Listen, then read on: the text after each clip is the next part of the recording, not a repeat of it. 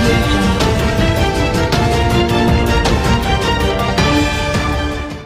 Headlines के project है। युवाओं की पहली पसंद मुफ्ती, हर कपड़े की खरीद पर उपहार, श्री चंद्र मंदिर के सामने Buxar. NEET biology in Buxar coaching institute by Prakash sir, bypass road, Baba Nagar की गली। अपीलार्थियों द्वारा दायर द्वितीय अपीलवाद की डीएम ने की सुनवाई, 18 में से 6 मामलों का हुआ तत्काल निष्पादन।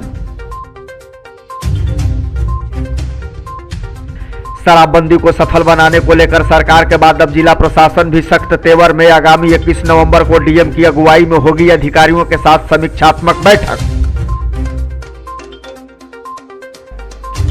24 नवंबर से शुरू होगी प्रसिद्ध पंचकोसी यात्रा, 5वें पड़ाव में अंतिम दिन 28 नवंबर को होगा बक्सर में लिट्टी चोखा का आयोजन।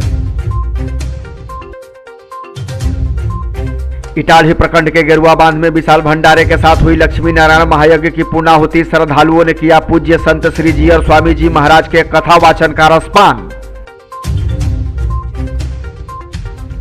और खेतों में पराली जलाने वालों पर अब सैटेलाइट से निगरानी, हार्वेस्टर से धान कटने के लिए लेना होगा कृषि विभाग से अनुमति।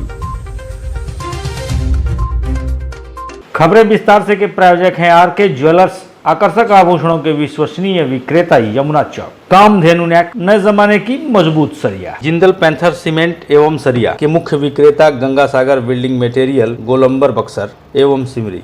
कॉस्मेटिक से लेकर इलेक्ट्रॉनिक तक हर आइटम में मिलेगी आपको विशेष छूट। हमारा पता है अर्धसैनिक welfare canteen, Kushwaha complex, Shahpur, जिला भोजपुर। बक्सर के नवानगर एसबीआई बैंक के बगल में और सोनबरसा के यूको बैंक के सामने। घरेलू उपयोग का सारा सामान, TV, fridge, washing machine, mobile, सब कुछ एक जगह है श्रीमान। बगैर ब्याज के फाइनेंस की सुविधा। गीता मोबाइल एवं होम अप्लायंस, नगर परिषद कार्यालय के ठीक सामने, डुमरांव, बक्सर।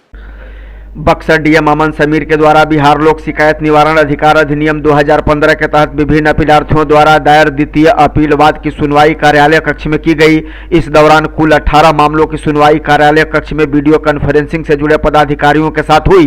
कुल 18 मामलों में से 6 मामलों का तत्काल निष्पादन कर दिया गया। इस दौरान बैठक में उप विकास आयुक्त, स्थापना उप समाहर्ता, भूमि सुधार उप समाहर्ता, कार्यपालक अभियंता, लोक स्वास्थ्य प्रमंडल, नगर थाना अध्यक्ष के अलावे वीडियो कॉन्फ्रेंसिंग से जरिए संबंधित प्रखंड विकास पदाधिकारी और अंचलाधिकारी भी जुड़े रहे। शराबबंदी की सफलता को लेकर सरकार के निर्देशानुसार 21 नवंबर को कलेक्ट्रेट सभागार में समीक्षात्मक बैठक का आयोजन किया जाएगा। बैठक में शराबबंदी की सफलता के साथ अन्य बिंदुओं पर भी चर्चा होगी। बैठक में पुलिस पदाधिकारियों के साथ साथ प्रशासनिक पदाधिकारी भी मौजूद रहेंगे। इस दौरान शराब और शराब कारोबारियों के खिलाफ कार्रवाई को लेकर व्यापक चर्चा की जाएगी।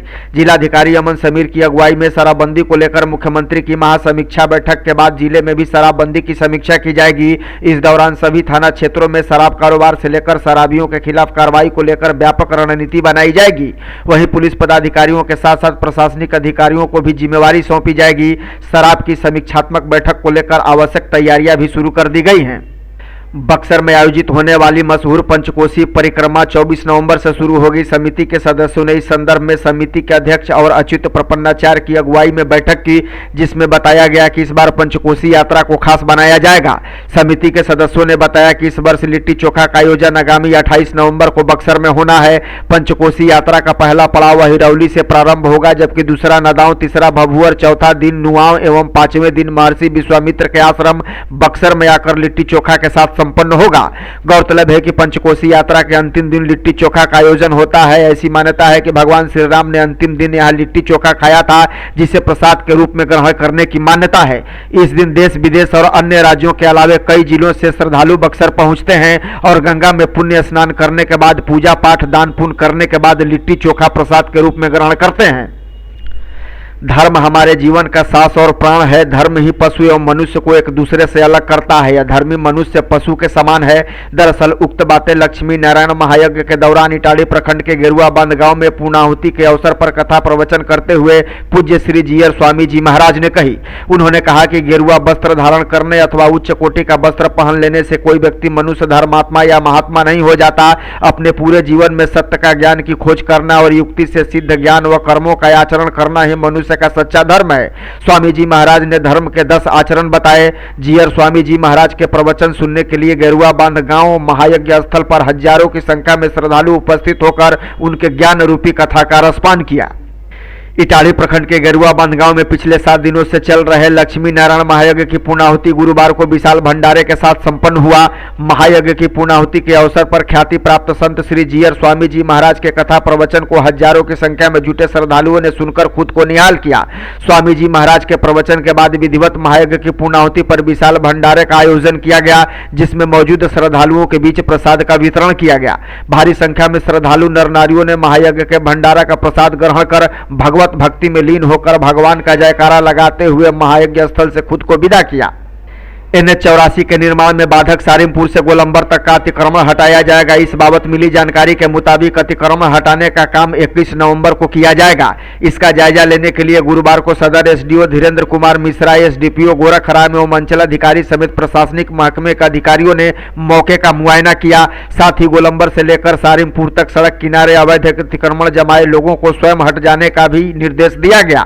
जानकारी के मुताबिक अगर इस बीच सड़क पर अवैध कब्जा जमाए लोगों ने खुद से अतिक्रमण नहीं हटाया तो 21 नवंबर को अतिक्रमण हटाए जाने की कार्रवाई की जाएगी।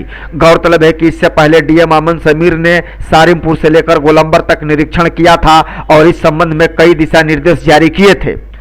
वायुमंडल को प्रदूषित होने से बचाने और खेतों की मिट्टी की उर्वरा शक्ति बनी रहे, इसके लिए जिला प्रशासन पराली जलाने पर रोक लगाने के लिए सख्त है। बुधवार को इसी सिलसिले में जिलाधिकारी अमन समीर ने जिला कृषि पदाधिकारी मनोज कुमार एवं सभी प्रखंड के प्रखंड कृषि पदाधिकारियों के साथ बैठक की। बैठक में खेतों में पराली नहीं जलाए जाए, इसके लिए सख्त निर्देश दिए। जिला पदाधिकारी ने कहा कि पराली जलाने को लेकर सरकार द्वारा इसे गंभीरता से लेते हुए दंडात्मक कार्रवाई की तैयारी में है। पराली जलाने वाले व्यक्तियों की निगरानी विभाग द्वारा सैटेलाइट के माध्यम से की जा रही है। DM ने हार्वेस्टर संचालकों को सख्त हिदायत दिया है कि खेतों में धान की कटाई के पूर्व कृषि विभाग द्वारा हार्वेस्टर संचालन हेतु अनुमति पत्र लेना अनिवार्य होगा। पंचायत चुनाव की चली बहार, फिर बन गई गांव की सरकार। क्या आप भी जीत चुके हैं इस बार चुनाव? तो क्या है आपके विकास का एजेंडा? जनता पूछ रही यही सवाल। गांव की सरकार पर बातें हजार, देखिए खुला दरबार।